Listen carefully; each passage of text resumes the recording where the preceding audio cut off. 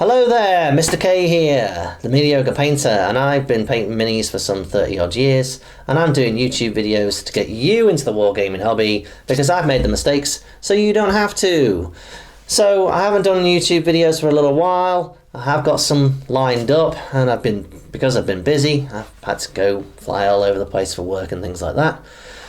And one of the things I've been working on recently is a Blitz Bowl set. So Blitz Bowl, in case you don't know, if you're from the UK you probably don't, this is a game that's exclusive to Barnes & Noble in the US, and it's kind of like a tabletop version of Blood Bowl. Not quite as complicated, a lot more simple, a lot more straightforward. You get a couple of key teams in the game, you get some orcs and you get some humans, but there's rules for many of the other races actually within the Blood Bowl universe. So I've been inspired by that. I've been painting up these minis to try and actually have a complete set, and I've sort of divided the box up to have them all in. I'll actually do a YouTube video about these. And what I really noticed when I was painting these things was two things. One, actually really frustrating to put together, a lot of them, and it was quite annoying. Two, the scale of them. They are way bigger than the classic Blood Bowl miniatures I used to play with back in 2nd, 3rd edition in the late 80s. And so it got me thinking, oh, right, I know people have been talking about scale and so on and so forth because of the advent of Primaris Marines. Everybody's saying, oh, well, you know, they're true scale and all that because they're the same sort of size as they should be according to the books and all that kind of jazz. So I went back and had a look at some of the miniatures I have, because I've got some miniatures going back a long, long time. And this is not actually a new thing at all. This is a scale change has occurred in the past, even with metal miniatures, and I thought I'd show you some things that can basically illustrate that as best I can. Right then, so let's start with what I think is the best collection I have of showing this off. So here I've got basically a series of what you could really term as troll slayers, going from what is actually not a troll slayer. Here is the first one, which is right there, this fella. Oh, get him into focus. So this fella was actually called a berserker, and I believe I think the phrase on Citadel at the time was something like a somewhat upset berserker was how he's actually listed as, and he was first released I think in 1986. He's in a Citadel catalogue from 87, but I'm pretty certain I got him in 86. It's one of the first miniatures I ever painted, so you know, I like to keep it around just to show how far I've come along more than anything else. Next to him is another berserker. You know, back then, you know, there wasn't actually troll slayers.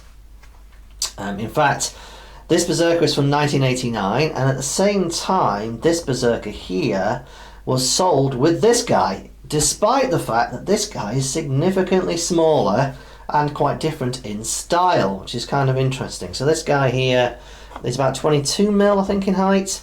This guy is about 25 mil in height. So this is still a berserker, even though he's painted as a troll slayer. But in 1989 is when they first termed the term troll slayer, and that's, you know, moving on to this fella here. So this fella is an 89 troll slayer. Actually, his axe did break off. I put a plastic one back on instead. As is this fella here. I think he's an 89 as well. He's an 89 troll slayer. Again though, similar sort of size. They're like 25 mil. Obviously 28 mil is the scale. These are dwarves, so they're going to be smaller. And then if we move on into a later period of time, we move on to, I think actually it goes this way around, to be perfectly honest. We move on to my favourite of the Troll Slayer models, which is the Marauder miniatures. They made 10 Troll Slayers in 1990. Then you can see the style here is quite different. The style here is, you know, ruddy great big dwarven heads. I mean, look at the size of the head on that. It's massive. So that was their style, and they had loads of character, these models. I've got all 10 of them, and I think they're the best of all the Troll Slayer miniatures that have ever really been done. They're absolutely fantastic.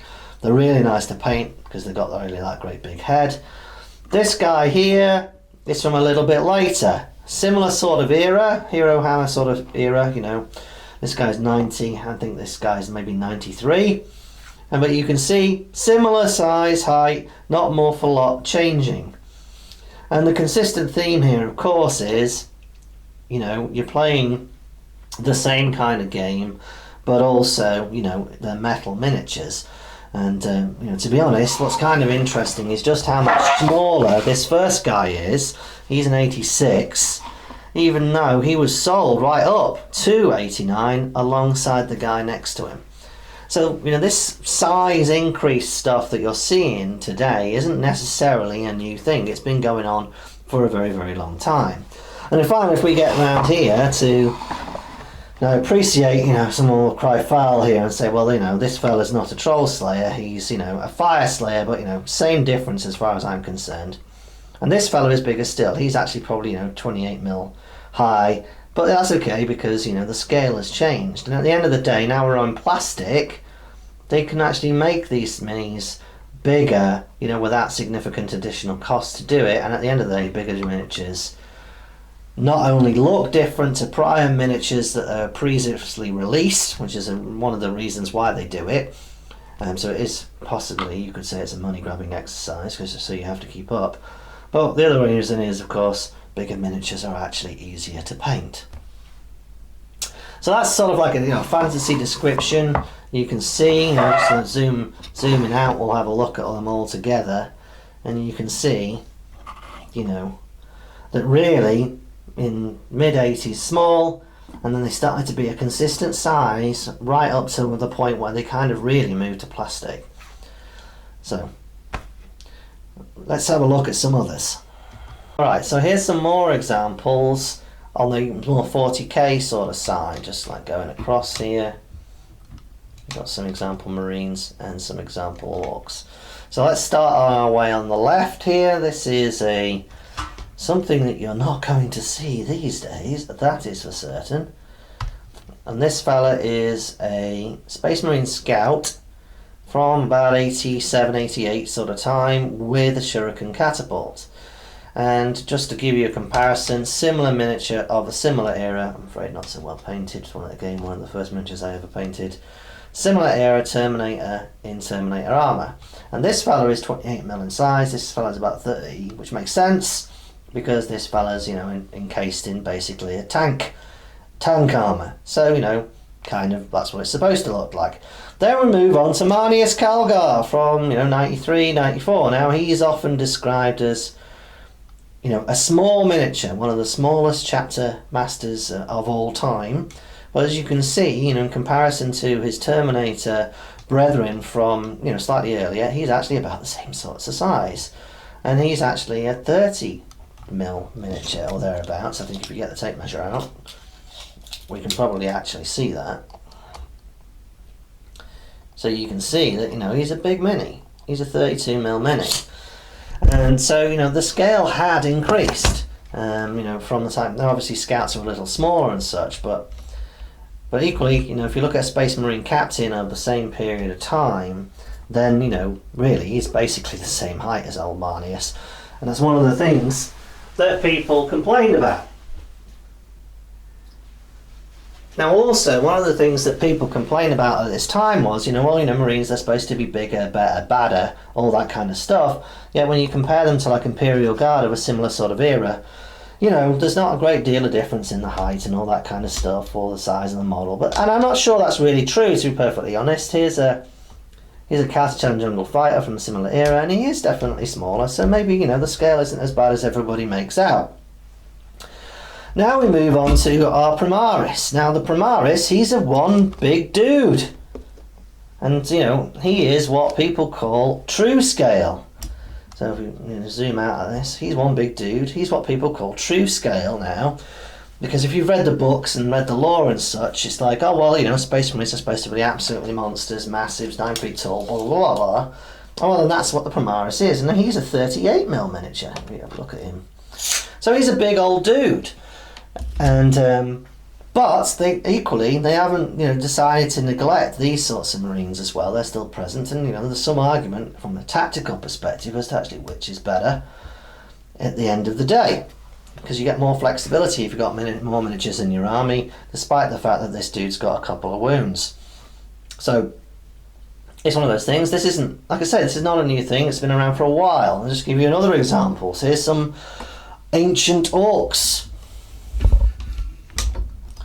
So we've got some orcs here. So we've got a dude here with the plasma gun, and you can see that, you know, he's pretty small as far as orcs go. But he was a standard mini, about 87 or so. Next to him is a goth. Now he's a goth sort of, you know, war boss, so he's supposed to be bigger, badder, that kind of thing. So he's supposed to be bigger because he's a knob. And you can see they've got a nice bit of scale going on there, and he is significantly bigger. But if we compare that guy to a regular orc boy from the sort of early 90s, mid 90s sort of plastic orc, you can see, you know, granted he's a bit more stooped over and the like, but he's basically the same size as the big fellas were back in the late 80s. And this actual mould is still sold today as part of the orc box set, in the same way that, you know, the Katajan Jungle Fighter is as well. The mould is still sold because at the end of the day, if it ain't broke, don't fix it.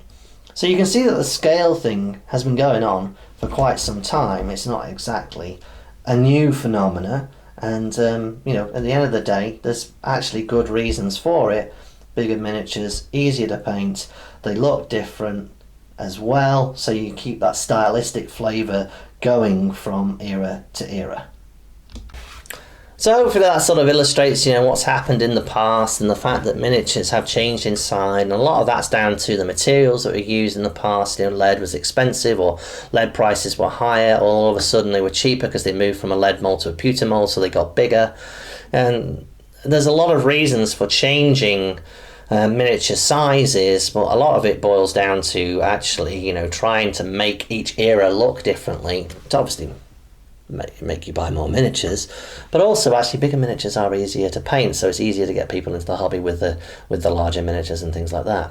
But there can be a lot of changes just stylistically in the same era. As you can see with those Troll Slayers I showed you, you know, this Berserker, which was released in 86, and this Berserker released in 89, were sold still together until 1990. They were sold, you know, until a rule change, you know, as though they were, you know, the same race, same era, you know, dwarf, and they were both sold as Berserkers. They were not sold as Troll Slayers, which is one of the interesting things about them.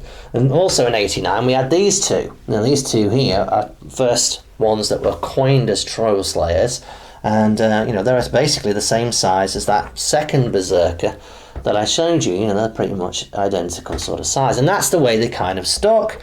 In 1990 we had the famous Marauder minis, like this guy, and he's basically, you know, the same sort of size, but stylistically the Marauder mini was very different to the other minis. So actually in a lot of cases the style basically really changed the look and feel of the miniatures, I feel, than the actual size. And who was actually the artists at the time is really ultimately, you know, what changed it. And I think today a lot of the style has kind of been taken out of it, because there's a bit more of a spec, I think, in terms of what they're doing, and so there's less of that freedom of the artist than there used to be, which is perhaps a little bit of a shame. But this miniature sizing thing is not necessarily a new thing. I think it's probably settled, and it'll be that way for a little while, and but, you know, it's no bad thing. I think at the end of the day, it marks things out in a particular era. But ultimately, though, it's still about the style of the miniature, and that's what really matters. And for me, you know, if I look at my Troll Slayers, if I look at the modern sort of Fire Slayer, for example, that's a really cracking model. You know, the Fire Slayers from the Shadespire series. Fantastic, fantastic miniature. But give me my Marauder minis at the end of the day, because they just had something about them that just made them really, really stand out. Okay, I thought you found that, hopefully you found that interesting. If you did, please like, subscribe, I will be doing more. I'll see you next time.